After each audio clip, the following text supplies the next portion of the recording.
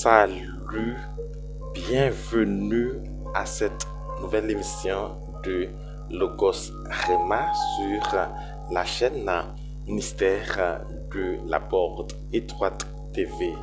Avec vous, votre serviteur, le pasteur Jean-Lucner Camélus. C'est toujours avec le même sentiment d'amour, de la joie au cœur. Je vous présente, madame, monsieur, sur cette chaîne, cette nouvelle émission. Nous avons des émissions en créole, en français, en espagnol et en anglais pour la gloire de notre divin sauveur, notre rédempteur Jésus-Christ, pour le bénéfice du plus grand nombre de personnes dans le monde entier. D'accord? Je vous invite à partager l'émission pour que plus de personnes puissent réellement en bénéficier. Partagez, partagez, partagez, cher monsieur, chère madame. D'accord?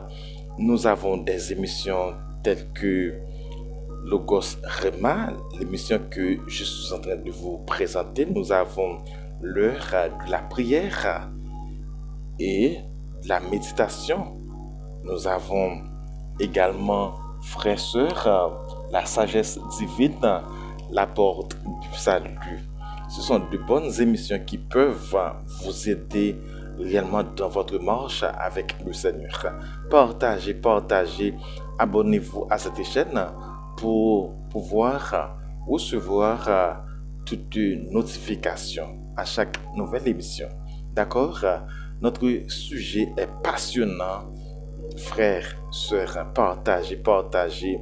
Salut à tous mes enfants, vous qui êtes de notre assemblée, que le Seigneur vous bénisse. Partagez l'émission, partagez. Je salue les personnes qui sont en train de nous suivre du côté du Chili, vous qui êtes en Haïti, vous qui êtes en République dominicaine, vous qui êtes en train de nous écouter du côté des États-Unis d'Amérique, merci à vous.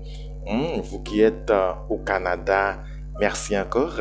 Je salue le Brésil, l'Argentine, la Martinique, la Guadeloupe. Je salue l'Europe, principalement la France.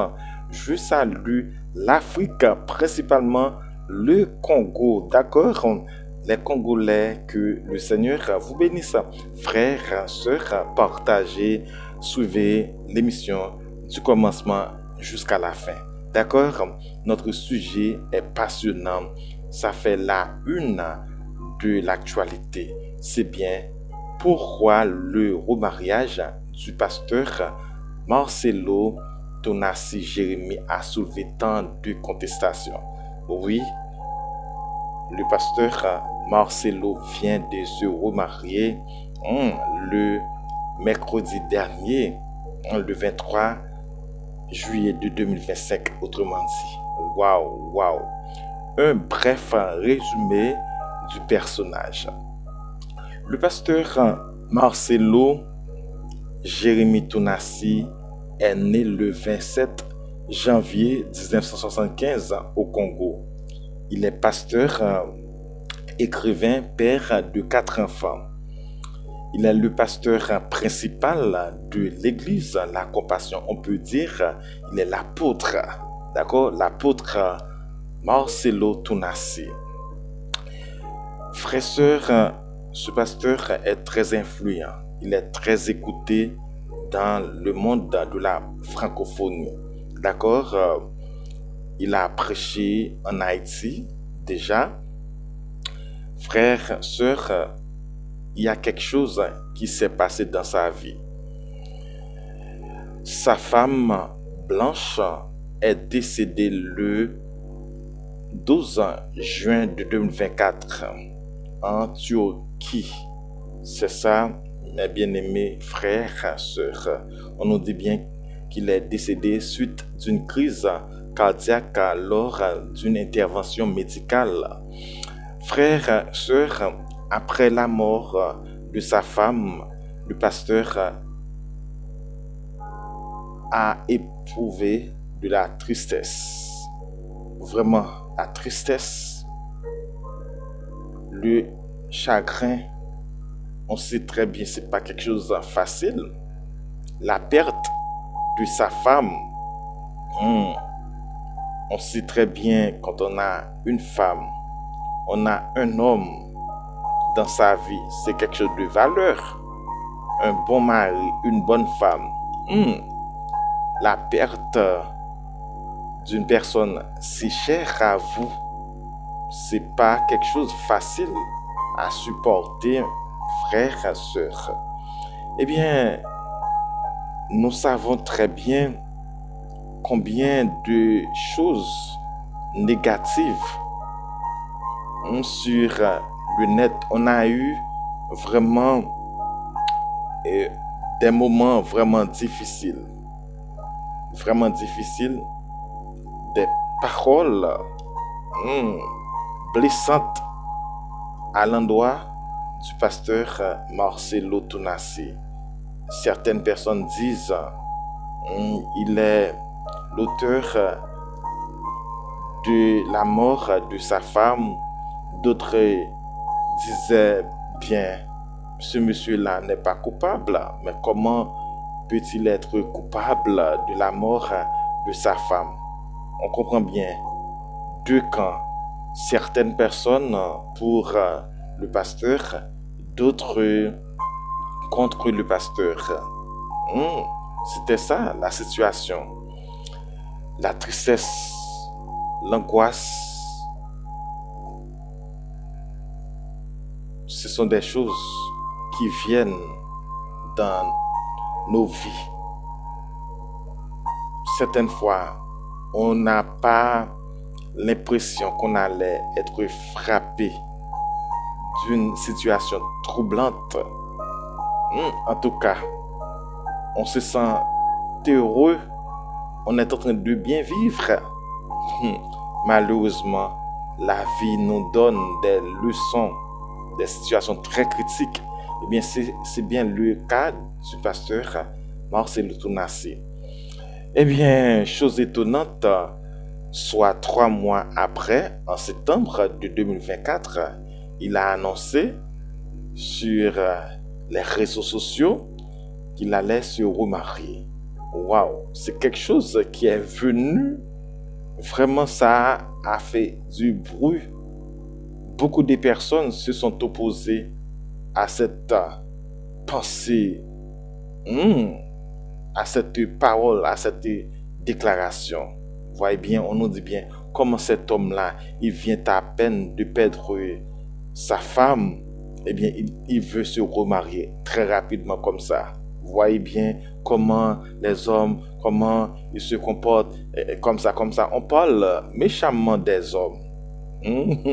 C'est comme ça. Mais d'autres disent, c'est bien, monsieur veut normalement refaire sa vie. Il n'y a aucun problème là-dedans. Pas de souci. Pourquoi on se plaint de cela? La femme est morte. Elle ne va pas revenir sur la terre. On comprend bien, c'est ça la situation. Eh bien, tout récemment, on a annoncé le remariage du pasteur Marcelo. Waouh. Ben, quelques jours après, ce monsieur-là, le mercredi 23 juillet, il s'est remarié. En tout cas, frères et sœurs, c'est cela. C'est bien le cas. C'est bien cette situation. Certaines personnes peuvent voir cela de mauvais œil. D'autres peuvent comprendre la situation. D'accord? D'autres acceptent à ce qu'ils se reconduisent dans le mariage. D'accord? Eh bien, je vais vous poser 3 questions rapidement. Vous allez nous répondre dans les commentaires.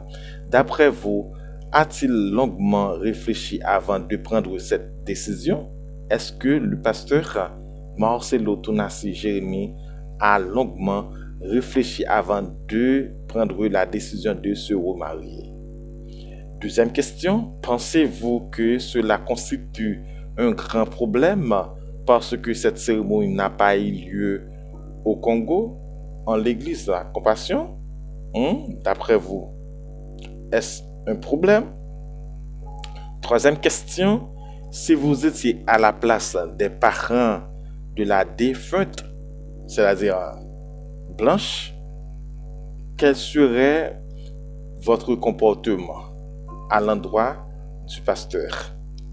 D'accord, ce sont trois petites questions.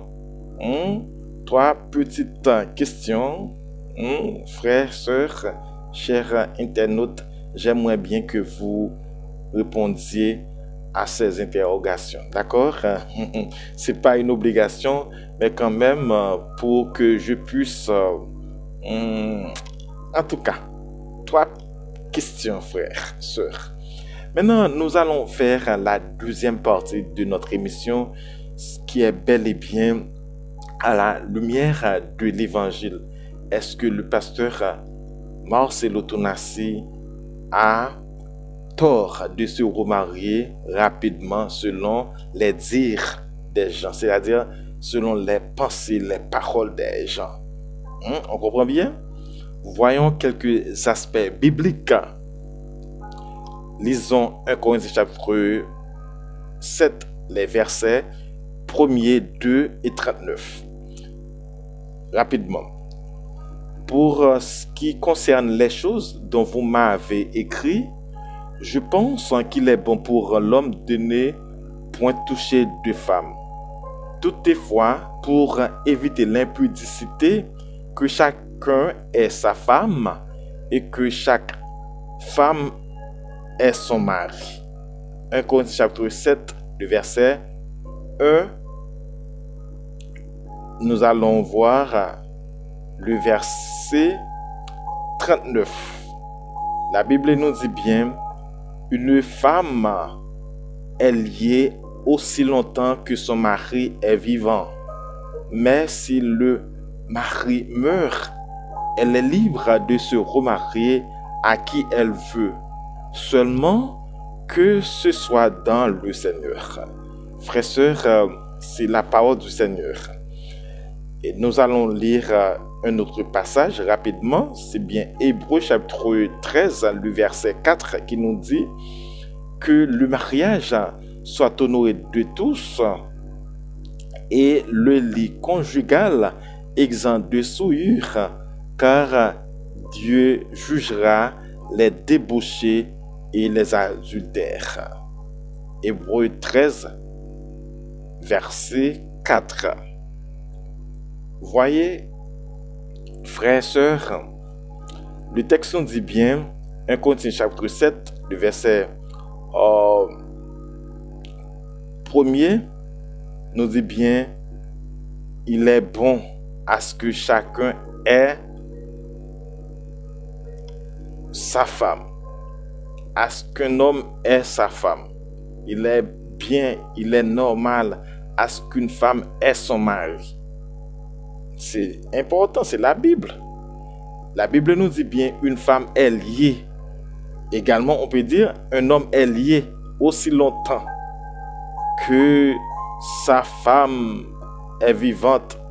Si la femme n'est plus là, l'homme peut se remarier. Si l'homme est mort, la femme peut se remarier, vice-versa.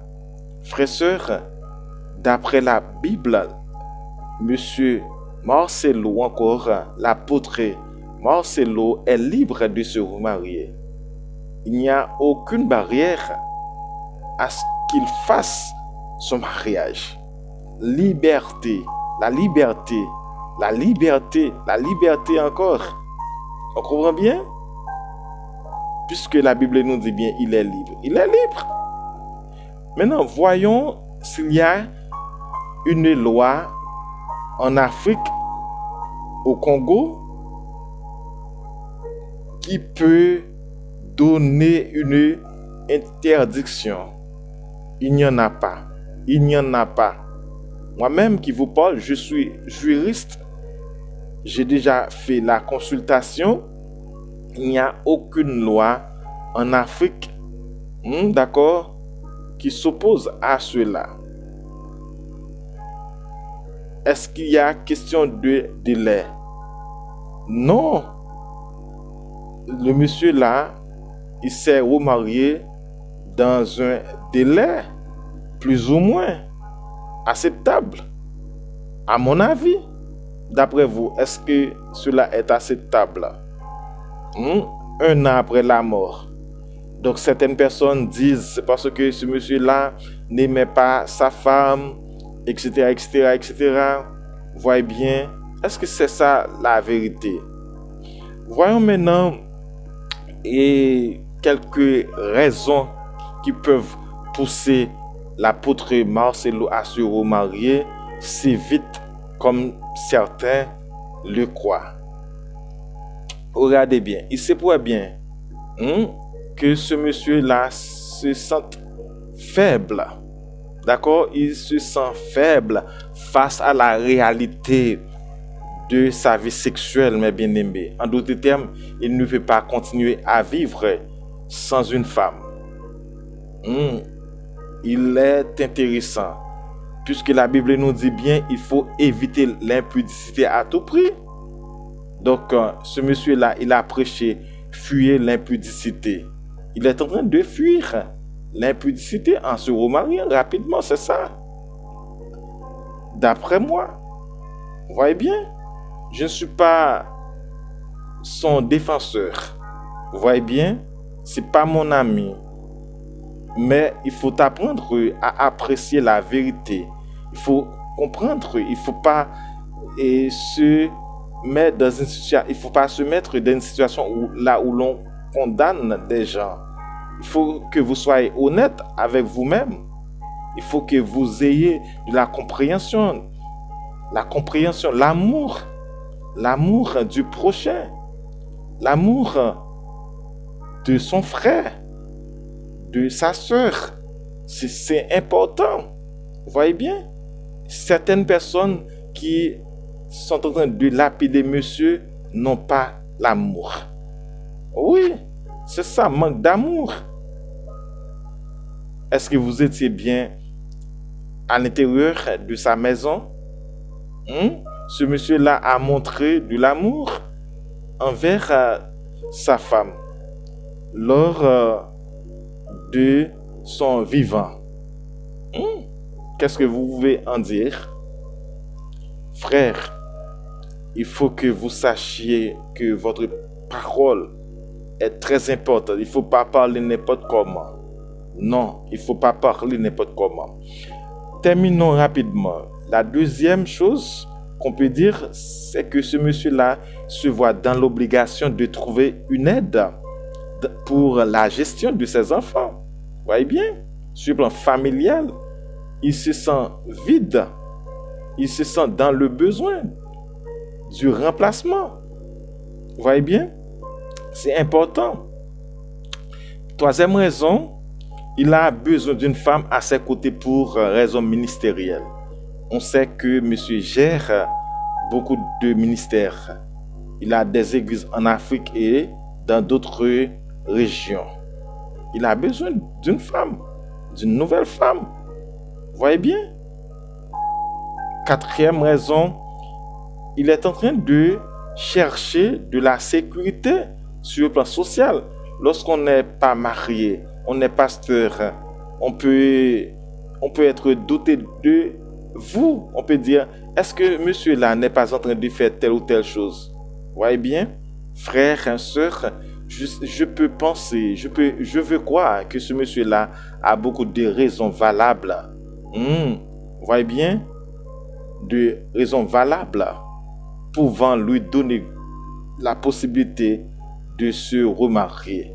D'accord? Il a des raisons. D'ailleurs, il est maître de lui-même après le Seigneur. C'est ce que je veux croire. Chacun doit savoir, doit connaître ses faiblesses. Il faut agir pour que votre vie soit en Christ, pour que vous ayez encore cette assurance en Christ